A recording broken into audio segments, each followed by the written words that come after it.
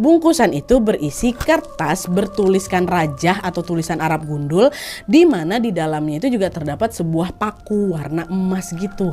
Apa nih? Tulisannya apa? Bacaannya itu sudah paku. Nah, menyadari ada sebuah benda yang tidak biasa ini, Mbak Maryam pun kembali dibungkusnya benda itu kan. Tapi nggak dibalikkannya lagi ke tempat semula, disimpan sama dia. Catat bagian ini yang nggak dibalikkan, disimpan. Dan selain itu Mbak Maryam ini juga tidak menceritakan kejadian itu kepada siapapun, termasuk sama Fitri, sama Sus Ayu. Enggak, udahlah nggak usah aku bilang siapa-siapa, nanti dipandang aku dimarahin, aku nak baru di sini jatuhin barang-barang bapak ibu kata gitu kan. Disimpan sama Maryam, nggak dibuang, disimpan kan. Nah dah, singkat cerita, beberapa hari sejak kejadian itulah mulailah itu muncul sebuah gangguan yang menghantui Fitri dan juga Mbak Maryam itu sendiri, Pak. Ceritanya nih, pada suatu malam Mbak Maryam ini lagi nyetrika baju kan di sebuah kamar yang ada di lantai atas, ditemanin sama Fitri. Gak lama kemudian terdengar suara gerimis, terus diikuti sama kilatan cahaya berwarna putih yang terlihat sangat janggal.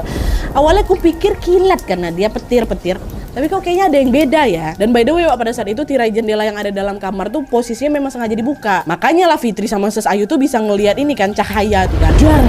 Apa tuh ya, tuh kayaknya bukan kilat lah, cuman tuh kayak putih-putih yang agak aneh lah gitu kan.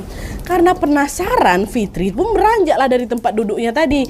Dia nengok lah lebih dekat ke arah jendela. Nah, disitulah Fitri tengok, apa tuh? Kok ada putih-putih terbang gitu, melayang-layang kan, tepat di belakang tower yang memang ada di rumah itu. Jadi rumah tuh ada macam tower apa, lantang aku pun nggak ngerti.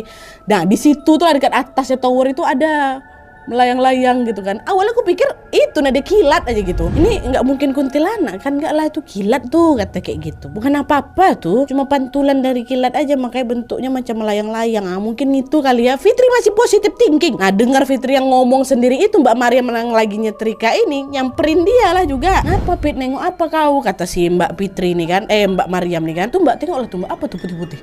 Waktu ditengok sama Maryam, astagfirullahaladzim, ditutup langsung tirai jendela. Kuntilanak itu katanya. Masa sih kuntilanak Mbak? Gak mungkin lah, kuntilanak itu sejelas itu dia nangkring kat tower. Masa iya Mbak? Iya tuh Mbak, kata si Fitri. Mulai panik aku tuh Nat. Pas aku intip lagi, iya mah rupanya. Aduh, memang melayang-layang kayak gitu tuh loh. So ketika suasana yang tadinya nyaman dan tenang mendadak berubah jadi nggak enak. Mbak Maryam pun langsung dimatikannya setrika. Dia bilang, Mbak Fitri, dah kita turun aja lah yuk, perasaan aku udah nggak enak, kata dia nih. Belum selesai nih Mbak ya. Iya Mbak, yuk. Pergi lah kita, aku juga udah mulai merinding, kata Mbak Fitri. Udah mau cepat-cepat nih mereka bergegas turun ke lantai 1 kan Mbak. Tapi aduh ya Allah, pada saat mereka mau keluar dari kamar setrika itu, tiba-tiba mereka berdua ini dikejutkan